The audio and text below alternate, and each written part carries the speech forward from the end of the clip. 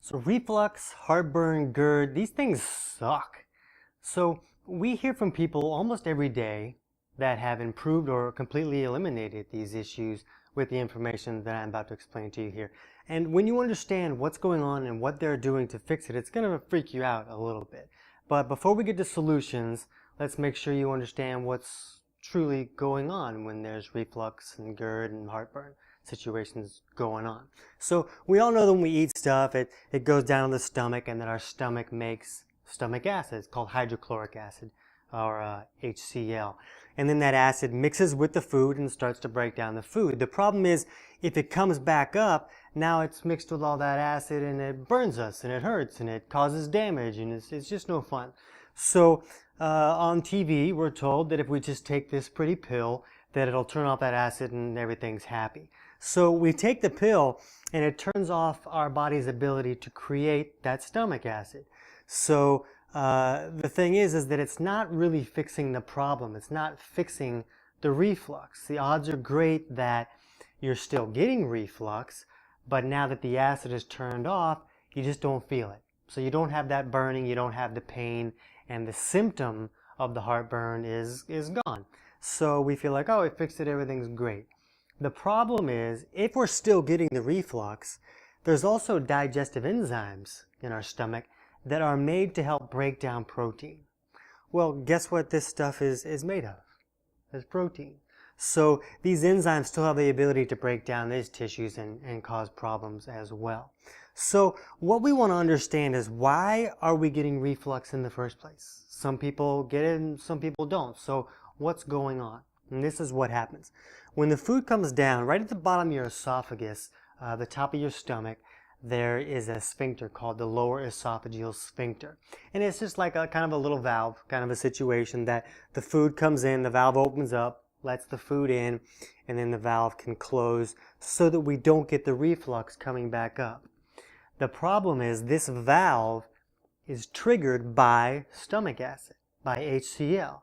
So the food comes in, the stomach says, okay, it's time to take make HCl. So the stomach makes stomach acid, and that triggers this valve saying, hey, we got stuff in here, it's getting hot, close that so it doesn't go back up. So this acid is what triggers the valve to close so that we don't get reflux, we don't get burned.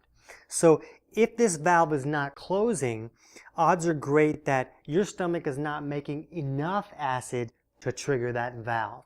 It may be making a small amount, enough so that when it comes back up you feel it and it burns, but the HCl level needs to get to full capacity to trigger this valve to close so that we don't get burned.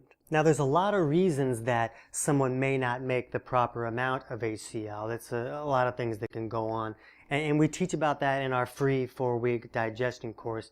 And maybe some things that you can look into your physiology to figure out, why am I not making enough acid if that's the case. But another problem that can occur once the stomach is not making enough acid, it allows bacteria to come in and set up camp and have a keg party and raise families. And so it comes in on the food, and that acid is there because it's supposed to kill everything that comes in on our food and protect the body. But if the acid is not high enough, bacteria can get in, and they can set up camp, and then their waste is very alkaline, and that can make the stomach even less acidic. And when this bacteria is in the stomach, when we eat things like carbohydrates or starches or sugars, it kind of activates this bacteria, and they get excited, and they create more gases, and this gas pushes up and causes pressure. So if that valve is not closing properly, we're really going to get burned at that situation. So it's not only the lack of acid, but it's the environment that can develop and all the bacteria that can develop from that lack of acid that can cause even more pressure. So here's what people do to correct the situation. They can supplement with hydrochloric acid capsules, which is something that you can find at pretty much any health food store. But I don't want you to just go out and try taking HCl capsules, because you need to understand how to use it, how to qualify to use it, and when to use it. If you just start chucking them in, you might put in a little bit and it could create a little more acid, but still may not be enough to trigger that valve to close. And now your heartburn is going to feel worse, and you're going to be like, this doesn't work, I ain't doing this. and then you got to deal with the heartburn problem for the rest of your life maybe. So you need to understand how to use it, when to use it. We teach how to do that in the 4-week course.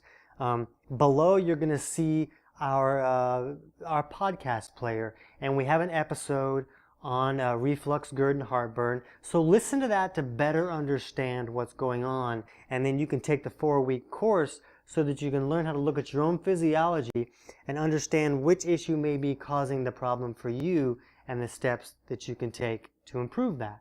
In the episode, we also talk about how to make sure that your bile is flowing correctly so you can neutralize this acid that comes out of your stomach, so that you don't create like an ulcer in your duodenum or get like a loose stool issue and all that kind of stuff. So it's important to listen to the show and even to take the course to understand it. What's exciting is that there are answers and there are solutions, and you can fix this problem. The only time that it's very difficult to fix is if you have a hiatal hernia here that is blocking this valve from closing correctly. And in the 4-week course that's free, we teach you how to look at that and figure out if that's a problem for you. So listen to the show. If you hear anything that's helpful, do us a favor and go back to iTunes and give us a review. That helps us spread the word. You can also share this page on Facebook to help your friends understand that there are solutions to this problem, so they don't. A lot of people feel like, oh, I'm just stuck with this and this is what I have to deal with. But this is a problem that we see people fixing every day, and you can do that too if you can first understand what's going on with your body and what's causing the issue for you.